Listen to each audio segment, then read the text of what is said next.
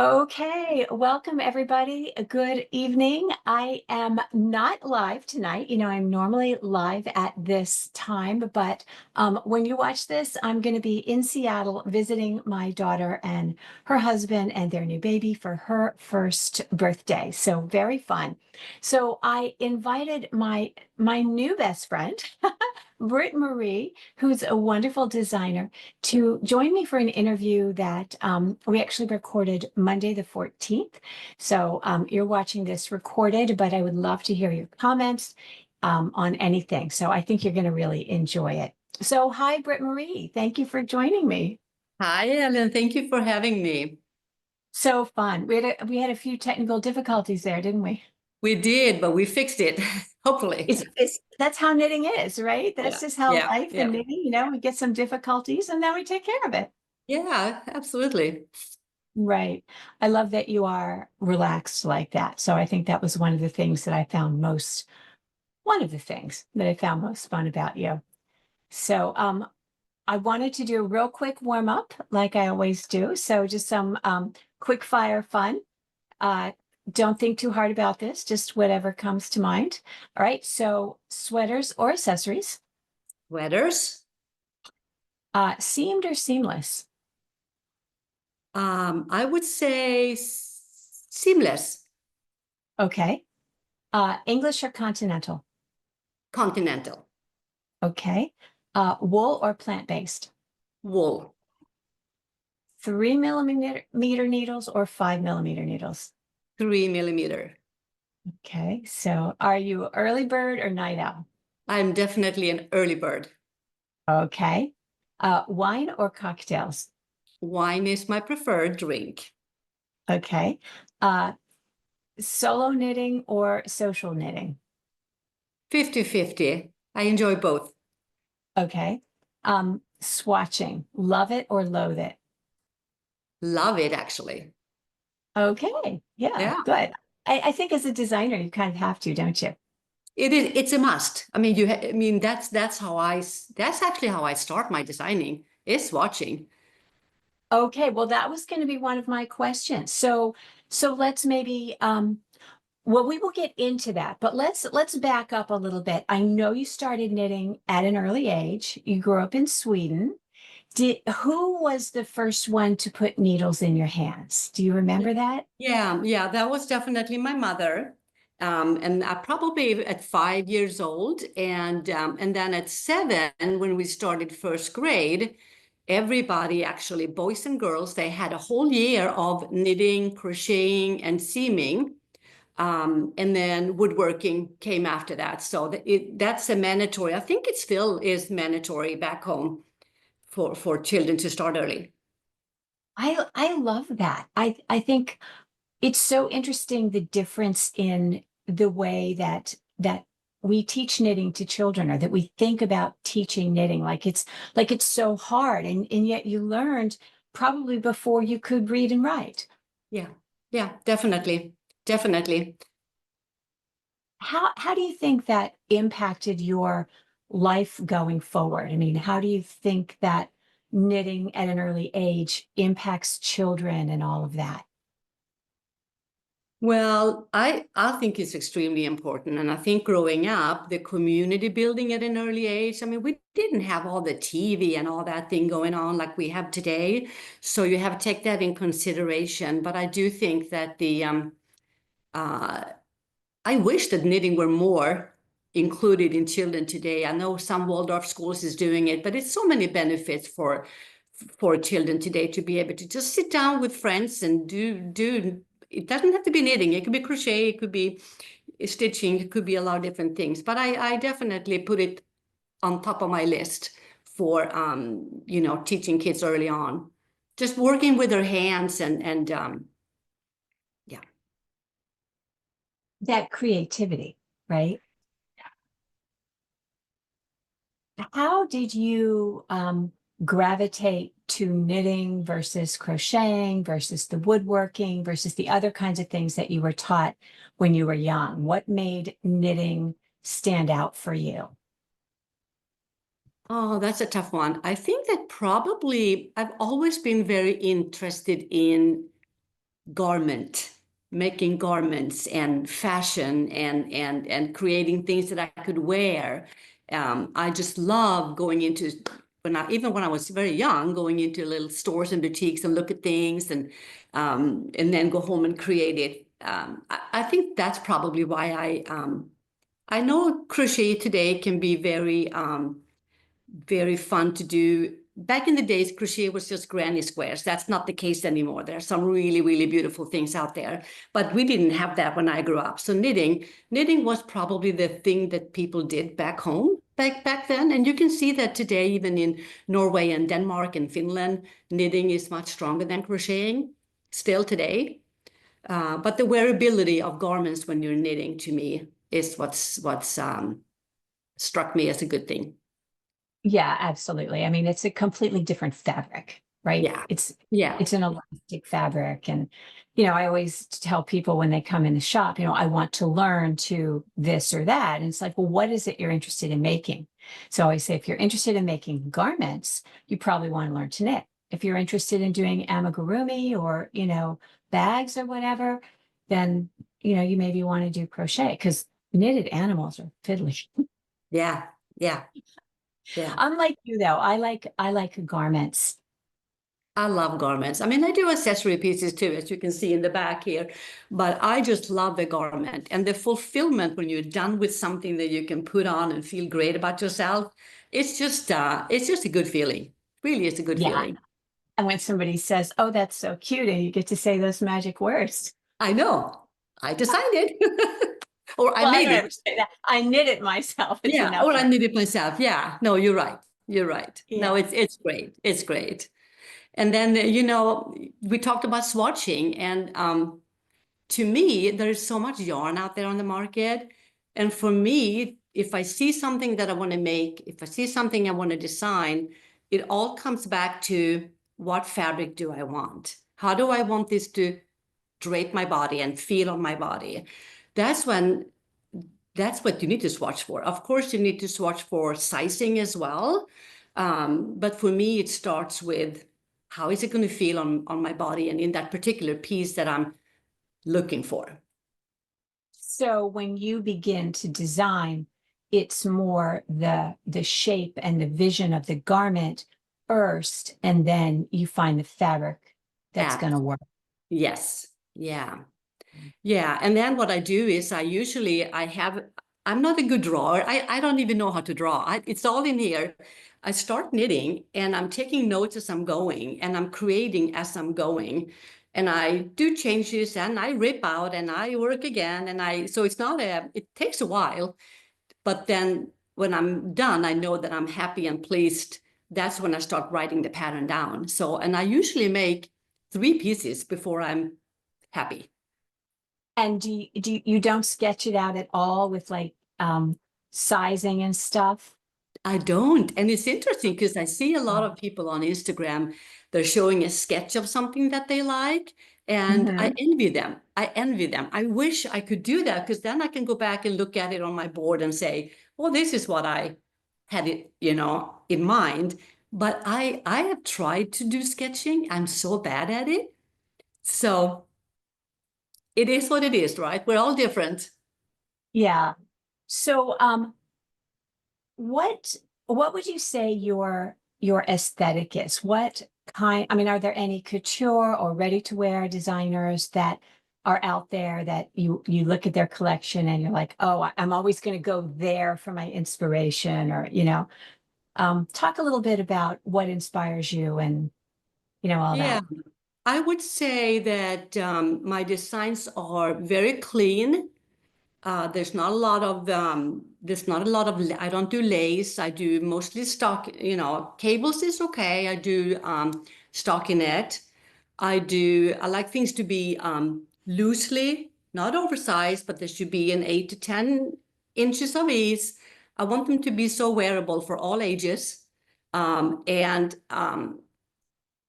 like a capsule in your wardrobe, something that you can wear over and over again. And Mhm. then I also want to add a little bit of something to it that's a little bit different. It could be a 3 needle bind off up on top to give a little detail. It could be a nice ending on the sleeve that just makes everything wrap around and fold under. So small little details. The finishing needs to look like it's bought in a boutique. I love when it comes to designers. I love Max Mara. I love Celine. I love Jill Sander. Um, so very, I would say very clean looking classic pieces that you can wear with jeans, with a skirt, with something to put in your wardrobe. And I also, another thing that I love doing is having a pattern that I love myself, that I like to wear, come up with another yarn, make it a summer version. So I did that when I was helping Shibui way back in the days. I tried to make a summer version and a winter version of the same pattern. And that to me, it's kind of, well, first of all, you can use it in the summer and in the winter, but it also makes your pattern go further. Mhm. So that's kind of fun.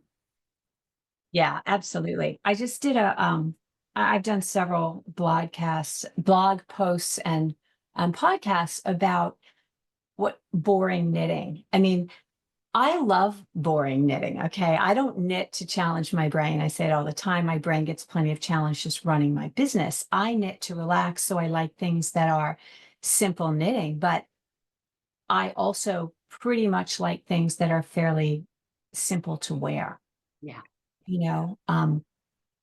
And I think they tend to be more wearable. They're wardrobe staples, they right? are. And yeah, I love that. You mentioned Shibui. I know Darcy's sort of aesthetic was very much Eileen Fisher. Yes. Yes. Oh, I would say that mine kind of goes into that section too. I forgot to mention that, but there's definitely. And it is fun when you design things that could look great on a 25, 30-year-old. And then, I'm older. You can still put it on at my age and still feel like $1,000,000. So Absolutely. Well, yeah, I'm thinking about Lova. I'm thinking about the Lova that we saw at the show. Whitney and I were there. And for those of you who don't know Whitney, she's been on the podcast with me. She's on the team and she's my daughter's age. So she's 33, I'm 62. And we both wore this same top that you designed, Britt-Marie. And I mean, we all felt great in it. yeah, yeah, You yeah, know, I that was agree. so telling. Yeah, it is. It is. And yeah. And I know you had mentioned to me that you were curious to see about the different fabric and how I hold two yarns together. I don't know if you wanted me to kind of explain to you. Yeah, that was one of the things I wanted to talk about because that whole holding two yarns together was something that we saw a lot when I carried Shibui. Um, and I wasn't really sure about it. I met Cecilia Campochiaro, and and I met her actually at the Ito booth a couple years ago, and she was explaining to me why the two yarns together were so important. And I finally I felt like a light bulb had gone off over my head, and I got it. But the whole two yarns together isn't something that I mean, it hasn't been forever in certainly in America. It's relatively new in the past I would say 10 years. Yeah. Would you agree with that? So talk about that and why that's so important. Yeah. Yeah, I think it probably is about 10 years ago that it started. And I would say that Shibui was the one that I first came in contact with that did that. And for me, again, it makes me as a knitter, if I do in the beginning, before I designed it, I knitted other people's patterns to it all the time. And for me to get my own fabric by mixing was such a joy. I could decide, all of a sudden, I became my own designer for this other person's pattern because I created my own fabric. And the benefits of being able to, when you add something that's silk, you get the drape and so forth. Linen, same thing. The mohair has been a craze even more so within the last 4 or 5 years. And for me, I have knitted so many sweaters where I put the very thin 60/40 mohair on top of it. And it kind of makes it not pill as much. It's kind of holding the fabric together. So Absolutely. so for me, that's a big plus because you don't want it to start getting fuzzy looking after you wore it for a couple of months. So there's so many, and you can. I mean, I'm just going to show you just for the fun of it. Look at this. Oh, you have all the swatches. Oh Yeah. my God. That So was so fun. this is where it starts for every knitter. Don't be afraid of holding two yarns together because it really isn't more difficult than having one. You just have to kind of think that it's just one. It's just one yarn. You're just holding them together. If you don't have little holders for them, put them into buckets on the floor and just pull it as if it's one yarn. Um, so yeah, I do love it. I do love it, I have to say. Did you knit all those swatches? Yes. Yeah. Oh my goodness. I know Sandy was huge on knitting all of those swatches, our mutual friend. Um, Yep. she works with Ito now, which is Yep. sort of, I feel like, taken the mantle from Shibui. Absolutely, absolutely. And yes, I've known Sandy for many years, and I just love working with her. And as soon as we see something walking on the street, somebody wearing something, we always go, okay, let's see what kind of fabric can we create to make that. We're both really, really in love with that, with swatching and mixing fibers. And I know Cecilia is too. She actually lives about 30 minutes away from me, so she's not too far away. So we meet for coffee nowadays. Really? Yeah. That must be very fun for both of you. It is. It is fun. Yeah, that's great. I used to live in California, but I never had any fun friends that were in the fiber world. Oh, Seemed like I was the only person that knit back then. It was in the late 80s, and remember knitting stores were just they were going away and it was so sad. yeah. Do you remember Yeah. that? You were there at that Yeah. point. Yeah. Yeah. Oh, yeah, definitely. But then we had this big craze. Remember when we made all the scarves back in the days with the ladder yarns and all Yeah. that? Yeah. Yeah. So I was looking through the Ito book that I have of all the different yarns that there are, and there are some very fun yarns in there.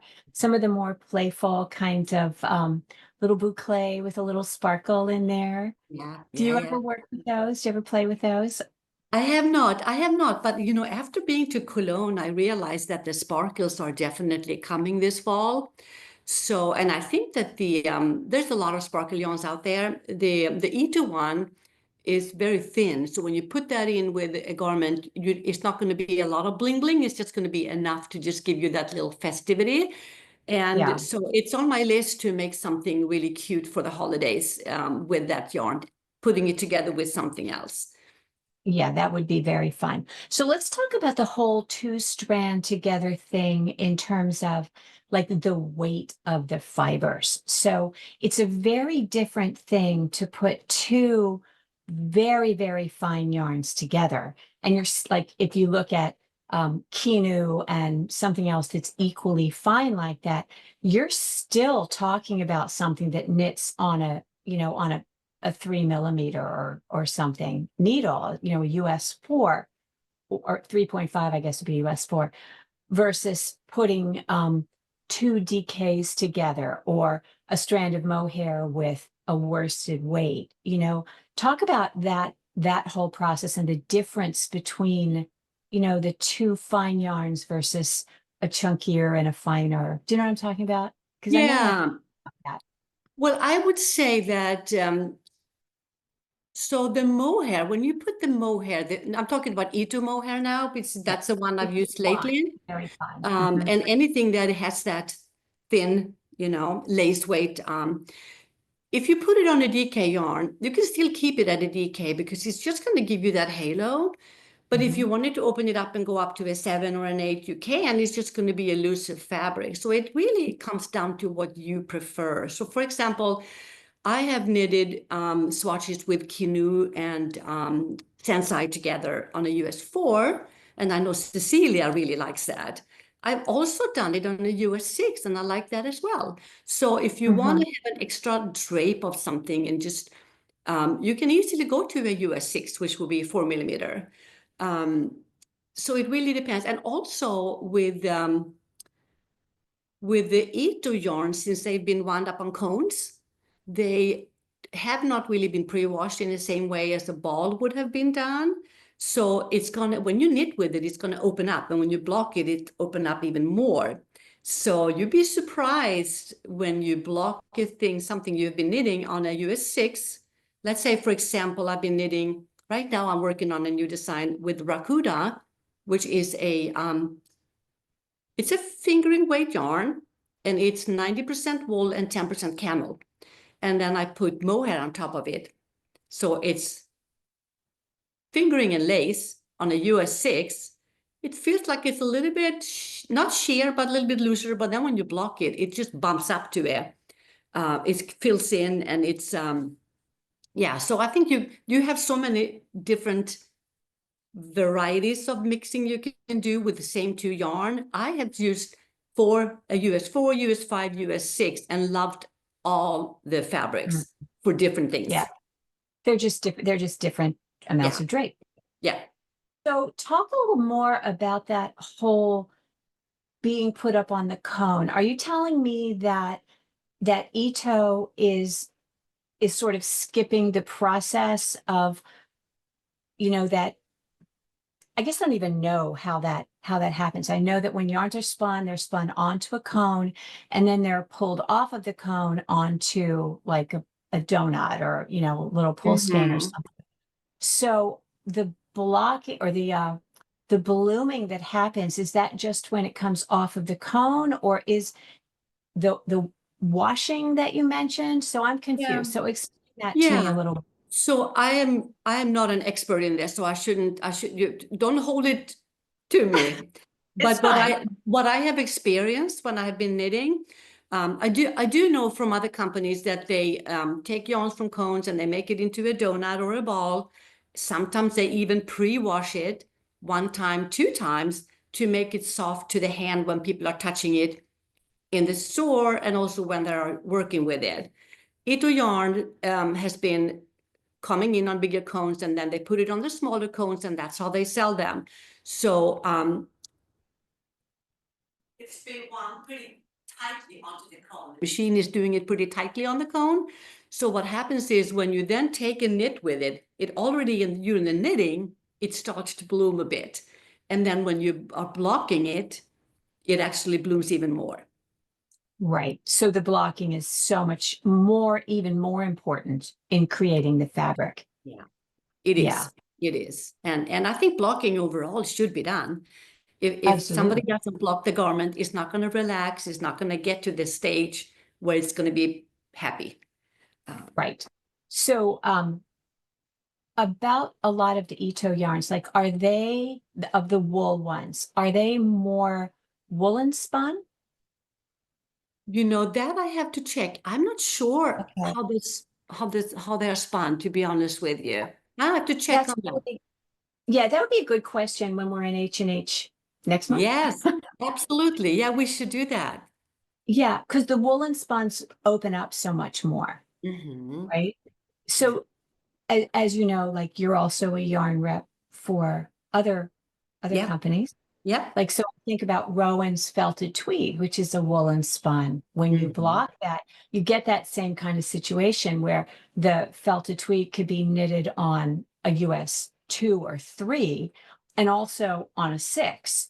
And, when you block it, all of those, because it's woolen spun, all of those fibers are opening up. Absolutely. Absolutely.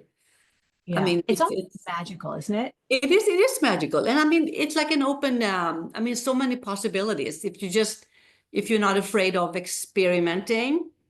And and I think, of course, you have to read the label and see what the company is suggesting, but it's also what you like.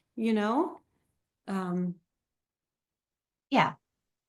Yeah. I think generally a little closer knit is going to have maybe a little more longevity. yeah, Um, yeah, you're particularly if you're right. talking seamless. Yeah, yeah, you're right. And then of course, but then when you have the mohair on top of it, the mohair fills in so beautifully and holds it in shape. Yeah. So But yeah. So let's talk about your whole role as yarn rep, designer, yarn whisperer, and all of that. How did you go from little girl in Sweden knitting and making her own stuff to fabulous yarn rep and friend to Trisha and Yeah, Sandy? Some of my favorite people in the yarn industry, I they were know. all I know. I'm so lucky. I mean, it started, I would say 15 years ago. Plymouth was the first one that wanted me to help them out. And then it didn't take long until phone calls came in and more companies wanted me to rep for them. So I did. And it's been a really fun journey for me. Um, and I love them all dearly. I mean, some have gone, like Shibui is no longer here. There's some companies that are no longer with us, but I would say, how has it changed me? Well, first of all, I have all the yarn around me, so it's like I am a lucky girl. I'm being exposed to yarn all the time, and the hard thing is that there's so much wonderful things out there that I have to kind of pick and choose which one do I want to work with next. There's only 24 hours in a day, um, right. but I think my most fun journey is when I started designing and then I have workshops. I help my stores that I have here in the Bay Area and in Southern California. And I just get to meet knitters for workshops and talk about what I do and just be around people that have the same love for knitting. That to me is like it's the best. It's the best. Isn't that just such a gift? We were talking earlier about how lucky we are to be able to do what we love to do Yeah. and, make it our Yeah. life's work. Yeah. And meeting people, like you said, both you and I are going to see each other soon in Chicago and just meeting friends. It is such a beautiful community. I mean, knitters are great people. I just have not met anybody that's not a great person. They're Right? the best. Yeah, absolutely. So, you were talking about the hard part being deciding what yarn you're going to use. How do you decide? Now, what companies do you represent? Oh, Certain there's the Rowan list and the list is Toe. long. Yeah. So anything under DMC, which include Rowan, and then Plymouth, and then I have the fiber company. I Okay. have I'm drawing a blank here. Pasquale yarns from Germany, lovely yarn, and Ito yarns, of course. And then I have Plucky Knitter is a hand dyer. And then did I miss some? If you think of it, you can tell me. So Think about it. Pasquale is a very nice line also. It I've seen is. their stuff. It's really beautiful. They do a lot with Melanie Berg. They do a lot with Melanie Berg, definitely. Yeah, she created a yarn for them, together with them, called balayage. That's beautiful. And then, of course, she makes beautiful, shawls and also some sweaters. And yeah, she's great. They Yeah. focus on environmental friendly production of yarns. Most of them are good sustainability and organic. That's his Mhm. passion. Paul is the owner of the company, so that's you'll see them in Chicago too. Yeah, yeah. They were at Vogue Knitting Live and they were at H&H in Cologne. Yeah. So that whole commitment to environmental consciousness, that's something that I see in like I carry Noro yarns and I know Mr. Noro was very, very aware of that. Is that something that Ito shares as well? Yeah, they do. They definitely do. Um, I know that other wool is mulesing free, for example. That's a good one. And I think most companies today are thinking about this strongly because we need to. Yeah, Mhm. we just really need to. Yeah. Um, One of the things like this superwash, non-superwash, I know that me as a knitter and as a yarn store owner, I'm kind of moving away from so much superwash. And I think certainly my my customers have responded positively to that. I don't think anybody is really wrapped up in the idea that it needs to go from body to washer to dryer and back. I mean, maybe baby things, but are you seeing that shift as well? I do. I do see that shift. I do also know that stores would like to have one version of it though, because there are grandmas coming in that's going to want to knit with a nice wool that's not an acrylic, and that's when superwash comes in nicely. But I agree with you. I mean, I prefer to have the rawer the better. A yarn for me that hasn't been is coming straight off the sheep is what I like. So. Yeah, I do see the shift, definitely, Ellen. Hmm. So straight off the sheep, huh? You like the really crunchy, earthy? Well, maybe I should back up a little bit. Because no, I see the beauty in that. No, I do want it to be a little bit softer than that, probably. But I do like if I'm going to make, for example, like a cardigan, I want it to be like a robust cardigan that's holding its structure for years to come. Then that's when I go for a scratchy yarn. Not scratchy, but something that has more tooth to it. Right, Um, absolutely. Yeah, that's going to stand up. yeah, You absolutely. know, right. Not everything needs to be 18 micron count merino. Yeah, Sometimes you need something that's maybe spun in the grease, can have a little bit of lanolin left in there. yeah, Yeah. yeah, yeah, Most knitters are not so much into that. I think it's kind of a niche market. And certainly for me, being in the mid-Atlantic, I see it to a greater extent in our northeastern counterpart yeah, knitters, yeah. I see more it. I see easy it pretty much in the Bay Area. I think we have a strong love for that kind of yarn, actually. Um, for the but crunchy granola thing, or yeah, the small farms that are producing their own yarn in non-dyed, just like natural neutral colors. But I do think that the problem, I don't know if you see that in your store, Ellen, but the many stores, it's important for them that the skein on the shelf has a soft feeling, because when people come in, if it's not soft, they're not going to sell it. More education is needed among our yeah. knitters in the store. We need to educate them, which I'm sure you already do. Well, I try. I do see that a lot. It's whether, we talk about yarns, what do they have the shelf appeal? And there are certain yarns, like you, I'm sure are familiar with some of these more tweedy yarns.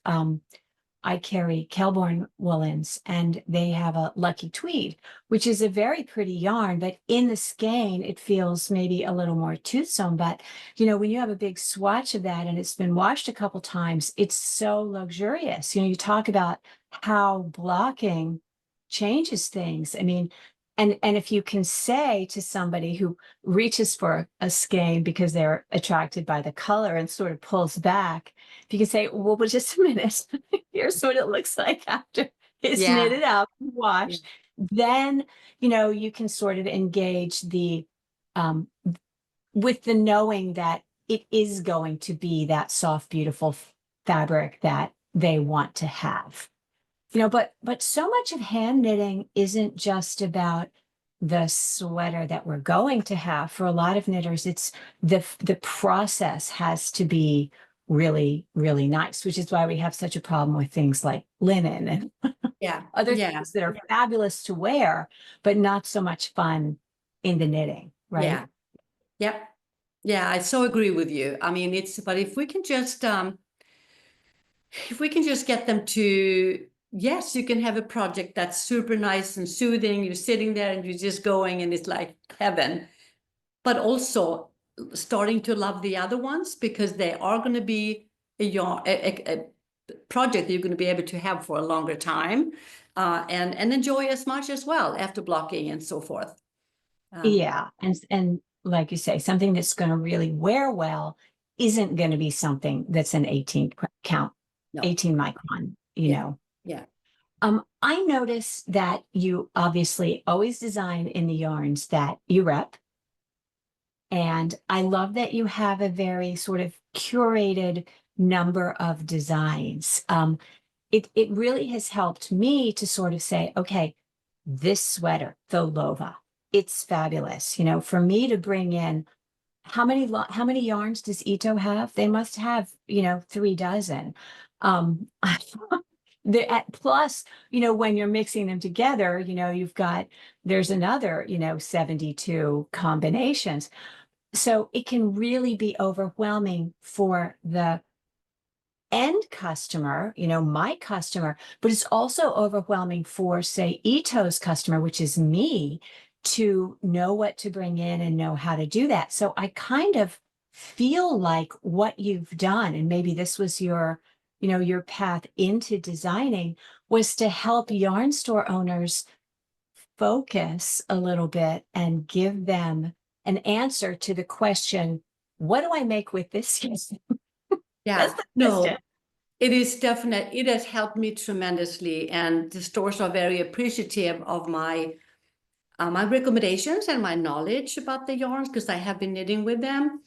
And I would say that yes, there's a lot of yarns in the Ito lineup, but I would say that not all of them are as strong as others. And I would say I can easily say 5 or 6 that I think a store should have, and we give them all they need. And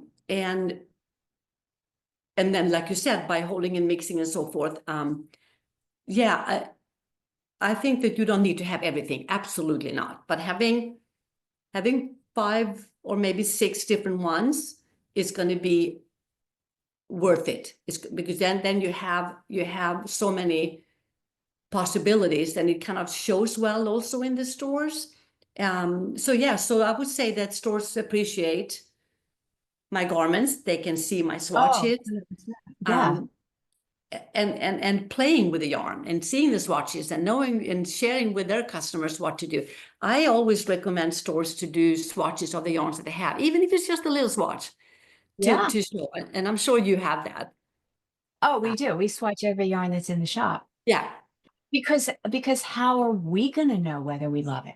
no, yeah, no, you have You to. know, you have to love it and kind of get to know it. And then you can introduce like a friend, you Yeah, get to know that friend and you, yeah, you know what they are like and you know what interests them, you know all of their preferences or characteristics. And then when you meet another person, you can say, hey, you would be great with this person. And so you can sort of introduce new yarns to people that you know what they like. But the garment that you create, you Britt-Marie, create really does focus the yarn store owner and the end customer because it's so beautiful. I mean, and everybody loves it. And it's like, okay, what do I need to make that?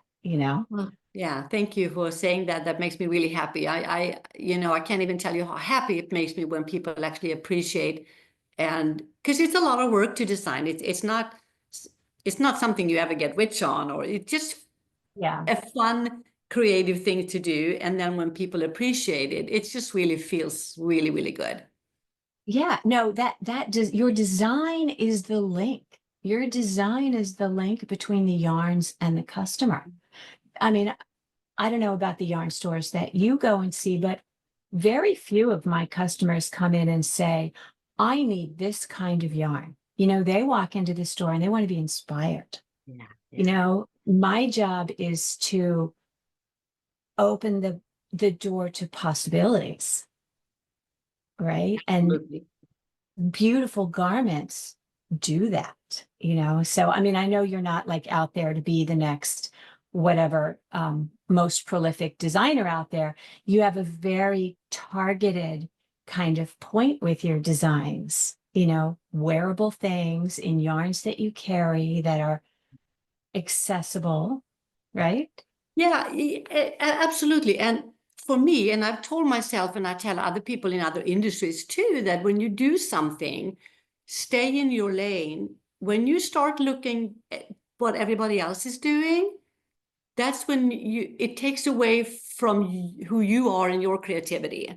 stay in your lane and do what you believe in and what you like, and that's going to make you happy. So that's kind of Yes. what I'm doing. I'm not looking at, of course, I'm seeing what other people are doing, but that's not what guides me. What guides me is what I like and how I like things to hang on my body and on others too. So I think that's the key. That's my approach. Yeah. Designing, yeah. Your garments are definitely, as we've talked about, appropriate for multiple ages. And I think they probably work on a lot of different body sizes and shapes as well, because they do have a nice ease and a drape that makes them kind of easy fitting. Yeah. Yeah, and I size them from 32 bust all the way up to 60, 64, I think. So very size inclusive as well. Um, so which I think is important, and we all know that's important. So when you design, do you work with test knitters? Do you put your stuff out for test knitting, or So how do you that's ensure? yeah, Yeah. that's something I need to be better at, because I'm not good at that. So what I do is I usually knit 2 to 3 pieces myself, which is not enough. I need to have somebody else check it too. But during the Shibui time, they always had sample knitters knitting samples for the company, and they became the test knitters for my designs that I did for them. So what I do now, I usually have 1 or 2 test knitters. Um, I probably should have a lot more, but and that would probably help me with social media. I'm really not good at social media. You can tell that's not me. I need to be better at that. But yes, so I probably should, going forward, have more test knitters. Sometimes stores are asking me to, can I get a copy early of your design? And then I said, I'd be happy to let you knit this one. And please let me know if you find anything that's not correct. So that if you call that test knitting, yeah, that will be test knitting. That totally counts. I mean, I don't think it needs to be a, program. There's a lot of angst around that right now in the community. I don't know if you've seen that right now. I didn't mean Yeah. to open worms. I remember what I wanted to ask you, and it was when you design something, who is your ideal knitter? When you think about like who this design is for instance, say I know you rep Rowan and DMC, so um, they're young, what is it called? Wool in the Gang, Uh-huh. definitely targeted to very young, very newer knitters, right? They have kind of a demographic that they're trying to appeal to, which is not to say that, I couldn't knit something by them or whatever, but they are certainly appealing to a particular kind of knitter. Who would you say your knitter's psychographic is in terms of, what they like, what their skill levels are, and all those kinds of things? So I would say probably not the beginning knitter that wants thick needles. I would say early 20, 25, all the way up to you name it. All my patterns are intermediate. There's nothing difficult. The things that comes into a pattern that would be new to somebody that's a beginner would be short rows.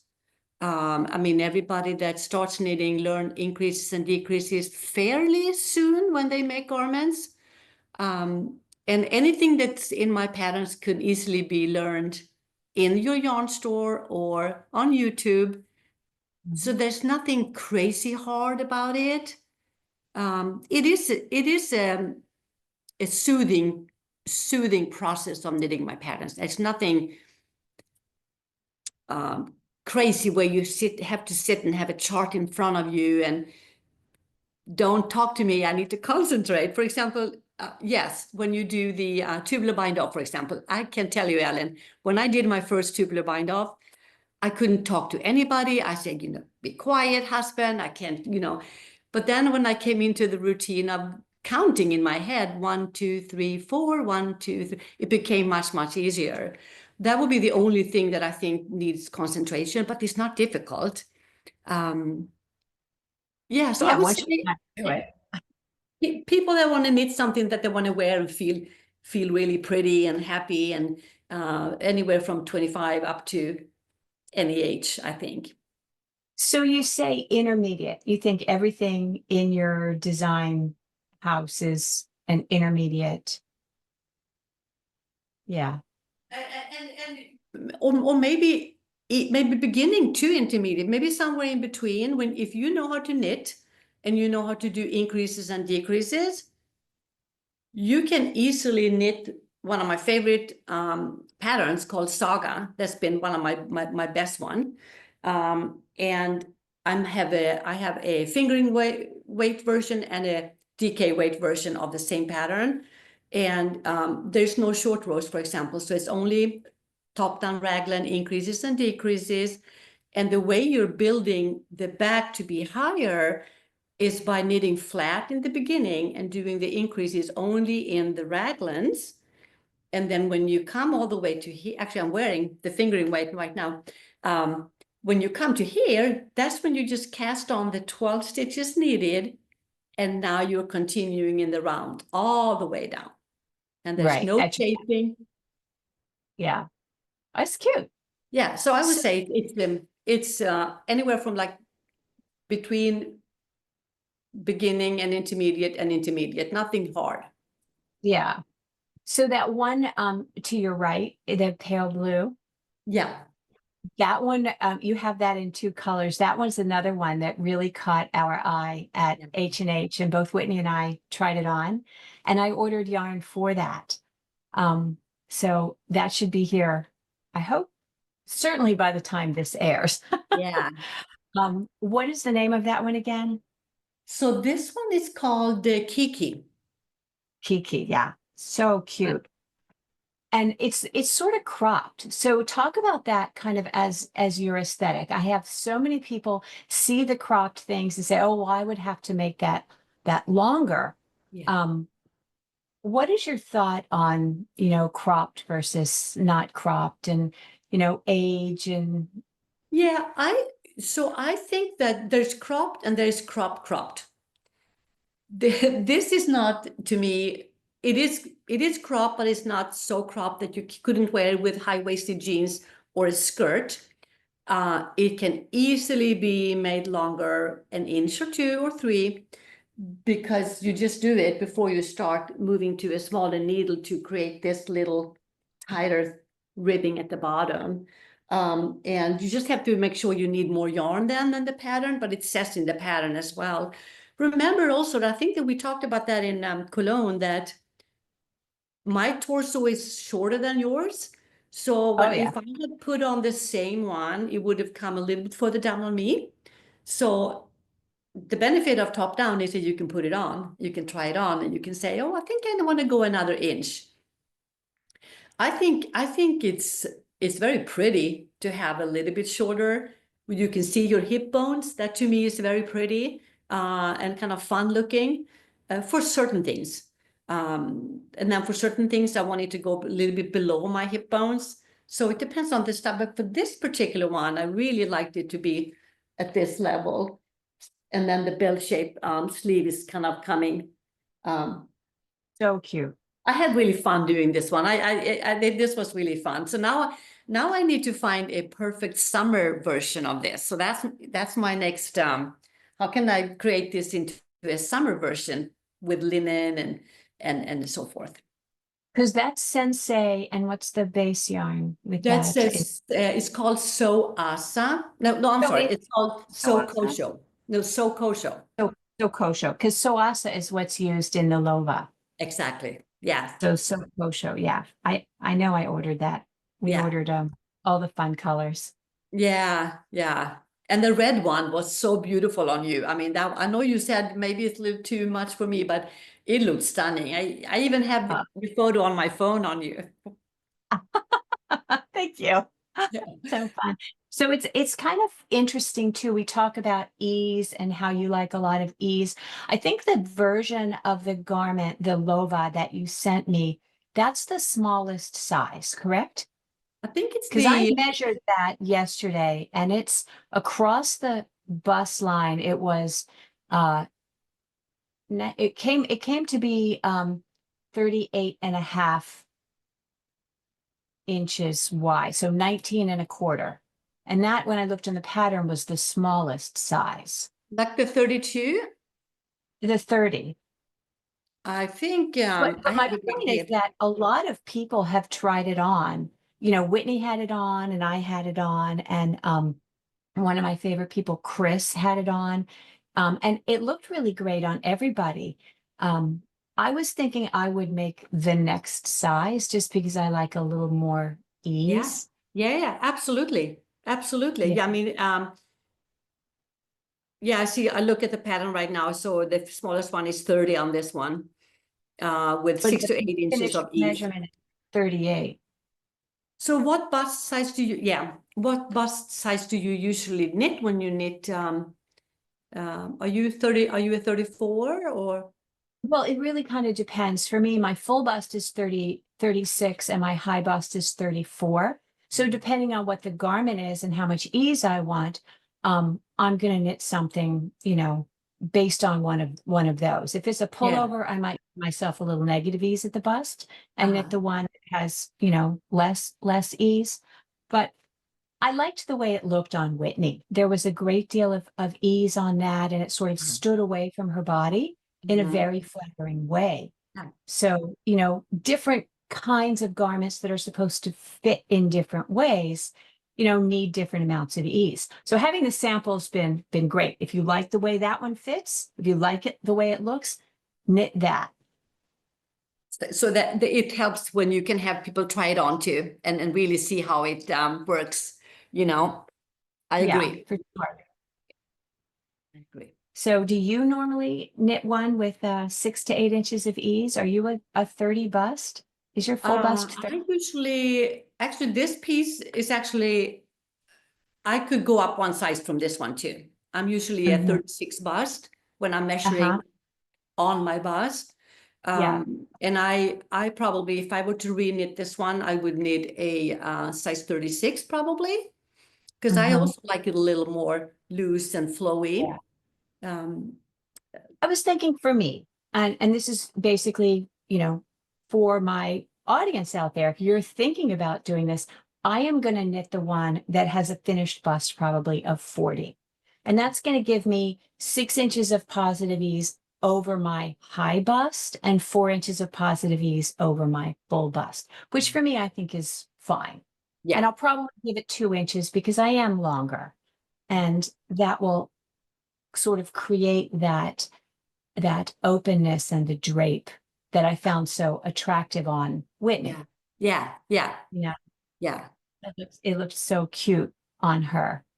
But some people, and maybe if you are bustier or a larger person, you might want less ease in that, you know? Yeah, many times that happens actually, that the thinner people usually want to have a little bit extra room. It looks good on them. And then, like you said, if you are a little bit on the a few sizes up, if you don't want to do that, because then it's going to look even bigger. You want to kind of show off your beautiful body and not make it so over sized. Right. Not feeling like you're wearing a set, you Yeah, know? yeah, It should fit a little more closely. So, but when you design, and I know all designers do this, you have to have the same amount of ease. And yeah. then, like everything, it's up to the knitter to decide It is. what works Yeah, and what they prefer and all that. yeah, Yeah. I agree. I agree. And that's when the yarn store comes in. We need the yarn stores there. We need, because, really, that's the guidance as you as a professional in a yarn store can do, and even all your employees help the knitters feel confident in that they're picking the right site that they want. Yeah, absolutely. I mean, it's a team effort, right? It's a team effort. The yarn store, having a really knowledgeable yarn rep is huge. Mhm. I don't know who reps Ito in my area, maybe nobody. But that the part that you play as a rep, but also as a designer is so, so important. You are the connection as a rep between me and the company, and as me as a yarn store, your designs are the connection between my customers and the yarn. Yeah. So you have such an important job, and I'm so happy to have met you. Likewise, I'm so happy to. Trish, I have talked so much about you, and I'm so grateful that she introduced us again in Cologne, and we had lunch together. It was such a pleasure, really. It really was. I will have to do something again. I know, like me, you love to eat well, so maybe we'll Yes. find a fun restaurant in Chicago. Yeah, we should do that. Absolutely. All right. Well, thank you so much for being here today, Britt-Marie. I'm super excited to be knitting Lola coming up. And maybe as we talked before we got started, we'll do some kind of a little knit along with you, or maybe have you pop in. So this won't be the last time we chat. Okay. No, I'm happy. I have hop in anytime, Ellen. Thank you so much. Thank you. And thank you again for being here. So Thank you. until next time, we will say goodbye here. So Okay. thank you. Bye. All right. Bye. Bye.